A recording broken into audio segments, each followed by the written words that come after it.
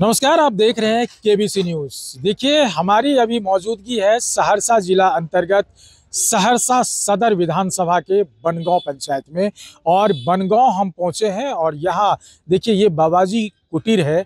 और बाबाजी कुटीर एक प्रसिद्ध स्थल माना जाता है, लक्ष्मीनाथ गोसाई का यहाँ कुटीर कहा जाता है। और इस जगह जो समीकरण है, चूँकि ये जो पूरा एरिया है ये ब्राह्मण बहुल क्षेत्र है और यहाँ की जो मतदाता है उन मतदाताओं से आज हम बात करेंगे कि भारतीय जनता पार्टी के जो प्रत्याशी के तौर पर है और विधायक रह चुके हैं वर्तमान में आलोक रंजन, उनके साथ में आईपी गुप्ता जो महागठबंधन के तरफ से है, दोनों में कैसा टक्कर है। साथ ही जनसुराज के प्रत्याशी है किशोर कुमार मुन्ना इसी विधानसभा से।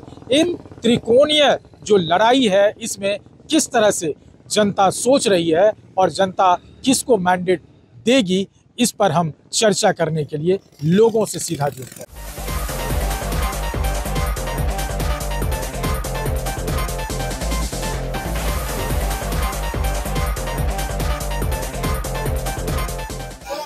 बनगांव पंचायत पहुंचे हैं और सहरसा सदर विधानसभा में है। हम सीधे जनता से जुड़ते हैं और यहाँ जो मतदाता है, कल मतदान होने हैं और मतदाताओं के अंदर क्या चल रही है या इस विधानसभा में, सहरसा सदर विधानसभा में कैसी लहर है, कैसी हवा चल रही है, जरा बताइए बाकी हमारे दर्शक को। लहर तो एनडीए के पक्ष में सर है। पहले नाम बता दीजिए। मेरा नाम रविंद्र खां उर्फ हलाहल बाबा।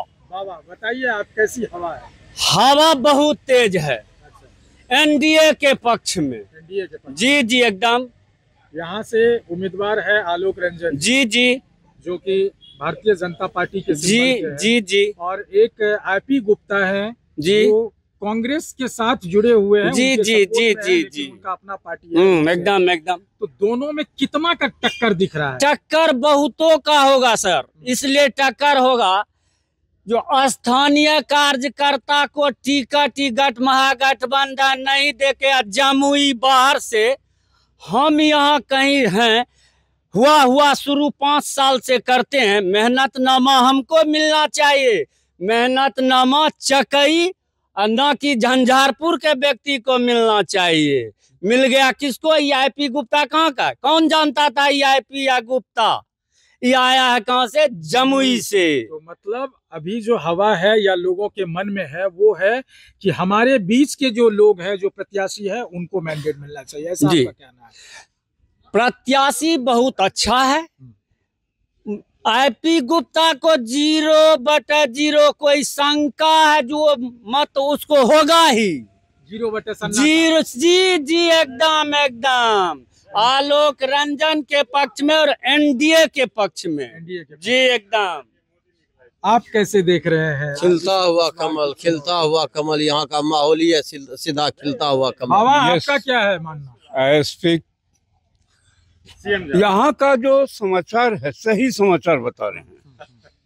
बाबा लक्ष्मीनाथ आगे है और हम लोग जो प्रत्याशी यहाँ का जो चुने हैं बढ़िया से ईमानदार कर्मठ, वो है आलोक रंजन। अभी चुने नहीं है, वो तो कल आप चुने। हाँ सॉरी।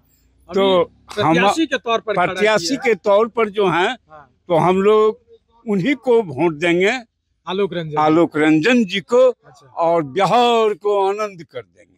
क्यों? महागठबंधन के एक प्रत्याशी है, वो आपको अच्छे नहीं लगते? नहीं, उनका इतिहास हमने पढ़ा ना। अच्छा। तो उनके पिताजी महाचोर।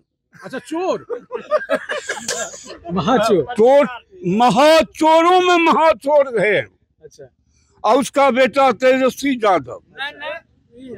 नहीं, हम आईपी गुप्ता की बात कर रहे हैं। देखिए, आईपी गुप्ता के बारे में हम लोग को कोई पता नहीं कि वो उनका क्या कैरेक्टर है, कि क्या उनकी आपका भूमिका ये था कि महागठबंधन की बात करें तो लालू प्रसाद यादव के लड़का तेजस्वी प्रसाद यादव के संदर्भ में बोल रहे थे। हाँ। और आप उनको चोर कह रहे हैं। हाँ, तो बिल्कुल। कैसे है चोर? उनका पिताजी 12,500 करोड़ रुपया चोरी किया। अच्छा। हाँ, जो कि अभी भी ईडी से पूछताछ जारी है उनका। महागठबंधन भी आपके एनडीए पे लगा रहा है कि 70,000 करोड़ का चोरी है, घोटाला है। किसको बता, कौन चोराया है? एनडीए को कह रहा है। एकदम गलत बात है। इनका तो रिकॉर्डे नहीं है चोरी में, कहीं नहीं। चलिए तो पूरा बिहार खुश है इन दोनों से। मोदी और नीतीश जिंदाबाद रहे और बिहार जिंदाबाद रहे। विकास के नाम पर अगर विकास के नाम पर अभी जितना विकास बिहार में हुआ है इनके शासन काल में, वो विकास इनके दादा से भी नहीं हो सकता है, महागठबंधन के दादा से। देखिए वो कॉन्फिडेंस तो बहुत तगड़ा है, क्योंकि बहुत ऐसे चुनाव देखे होंगे, बहुत झंझावात देखे होंगे। हम आपसे भी जानना की कोशिश करते, क्या नाम है? अभिराम खां अभिराम बाबू जी। यहाँ तो बीजेपी है, खिलता हुआ ये तो कमल। एक तरफा दिख रहा है जी सर, यहाँ पर एक बनगांव पंचायत पूरा बीजेपी का है जी ऐसा है जी बीजेपी क्यों? बाकी महागठबंधन में क्या खामी, क्या खराबी दिख रही है? खाली गया बुझे। ठीक है सर। 20 यहाँ साल के 20 दरमियान में नौकरी खा गए लालू यादव। हम लोग ग्रेजुएट हैं, इकोनॉमिक्स से ग्रेजुएट हैं हम, और 20 वर्ष के दरमियान में कभी भी वैकेंसी नहीं निकला। नहीं निकला अभी ये या चाय पान की काउंटर खोल के बाबा की कुटिया में मन बेच रहे हैं चाय पान, यही हुआ। और ये सरकार जो है अभी वर्तमान में, नीतीश की सरकार, सेंट्रल की सरकार, ये सरकार बहुत आगे तक लेकर के देश को और राज्य को, नीतीश और सेंट्रल को, प्रधानमंत्री जी 2025 में जो 14 तारीख को जब अब रिजल्ट आएगा, तो अगर सरकार आप कह रहे हैं कि गठबंधन, एनडीए गठबंधन की होगी, तो उसमें मुख्यमंत्री कौन बनेगा? मुख्यमंत्री नीतीश बनेगा। नीतीश बनेंगे? हाँ। ऐसा लग रहा है। हाँ हाँ? हाँ।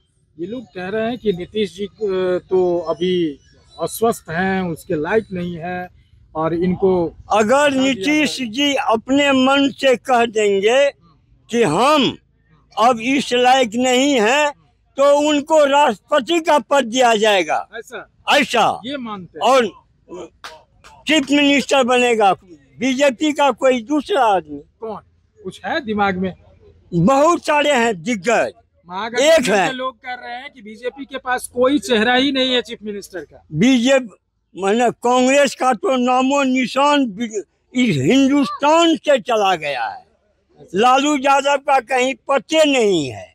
एक तो नवका पार्टी उभरा है, उसको 10-5 वोट हो जाए तो जनसुराज हम लोग नाम भी भूल जाते हैं। सुन रहे हैं कि देखिए प्रशांत किशोर एक जनसुराज पार्टी लेकर के आया है, और प्रशांत किशोर को कैसे देख रहे हैं? कह रहा है कि बहुत जमीन की बात करते हैं, और वो रोजगार की बात करते हैं, वो स्वास्थ्य शिक्षा की बात करते हैं। वो तो वोट कटुआ पार्टी है। वोट कटुआ है? हाँ, किसका वोट काटेगा?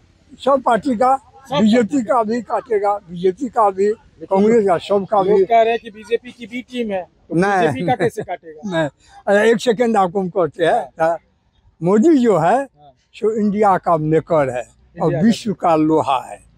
हम लोग मोदी के नाम से वोट देते हैं और फिर देंगे कल, चाहे प्रत्याशी कोई भी हो, कोई भी A to Z। जैसे से पहले MP का इलेक्शन हुआ था तो दिनेश चंद्र यादव जदयू से था, हम लोग मोदी के नाम से जदयू को दिनेश यादव को दिए और जीत गए। अभी वर्तमान में MP है, सांसद। हाँ, हम लोग जो है सो नीतीश कुमार को देंगे, नीतीश कुमार मुख्यमंत्री बनेंगे। चलिए, भूमिका में होगा इस बार का चुनाव, और सहरसा सदर विधानसभा क्षेत्र जो है उसमें जो आलोक रंजन है, आलोक रंजन की कार्यविधि पर, कार्यशैली पर लोग उनको वोट करेंगे, जैसा अभी माहौल आपको सुनने में लगा। अब ये देखना होगा कि दावे कितने हैं, जो दावा वोट में कितना कन्वर्ट होता है, ये भी समझने वाली बात होगी। बहुत ऐसे मुद्दे हैं सहरसा जिला से जुड़े हुए। सहरसा टाउन की बात करें तो वहाँ जो ओवरब्रिज का बात था, ये तकरीबन वर्षों से पड़ा हुआ था, अब शुरुआत होने वाली है। लेकिन इस पर अब एनडीए पर